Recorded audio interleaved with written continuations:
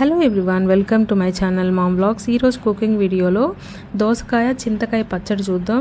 Already నా దగ్గర చింతకాయ తొక్కు ఉంది. చాలామంది ఇళ్ళల్లో చింతకాయ తొక్కు ఉంటుంది కదా.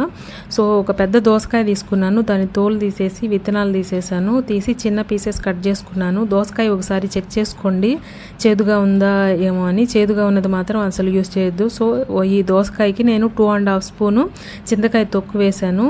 ఇక్కడ సాల్ట్ అయితే నేను యాడ్ చేయట్లేదు, ఎందుకంటే ఆల్రెడీ దీంట్లో సాల్ట్ ఉంటుంది కదా చింతకాయ తొక్కులో. సో ఇది ఇప్పుడు మిక్సీకి వేసేస్తున్నాను.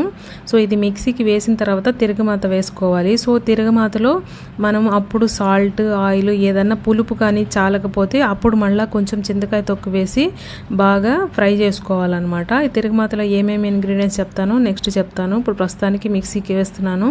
సో మిక్సీలో వచ్చి ఇట్లాగా పేస్ట్ లాగా చేసేసుకోవాలి. సో ఇప్పుడు తిరగమాతకు ఒక కడాయి పెట్టుకొని ఆయిల్ వేసుకోవాలి. ఆయిల్లో ఆవాలు, జీలకర్ర, కొద్దిగా మినపప్పు, కరివేపాకు, పసుపు, ఇంగువ, తర్వాత కారం 3 స్పూన్లు యాడ్ చేశాను. సో యాడ్ చేసిన తర్వాత అది ఫ్రై అయిన తర్వాత మనం ఆల్రెడీ తయారు చేసి పెట్టుకున్న చింతకాయ దోసకాయ పచ్చడి యాడ్ చేయాలి. బాగా ఫ్రై చేయాలి ఆయిల్ పైకి వచ్చేంత వరకు. మనకి ఉప్పు పులుపు చాలినప్పుడు కొంచెం సాల్ట్ యాడ్ చేసుకొని తర్వాత కొంచెం చింతకాయ తొక్కు యాడ్ చేసుకొని బాగా ఫ్రై చేయాలి ఆయిల్ పైకి వచ్చేంత వరకు. సో వేడివేడి అన్నంలో కానీ టిఫిన్లో కానీ ఈ చింతకాయ దోసకాయ పచ్చడి సూపర్గా ఉంటుంది. ఒకసారి మీరు ట్రై చేయండి. Thank you everyone. Please subscribe to my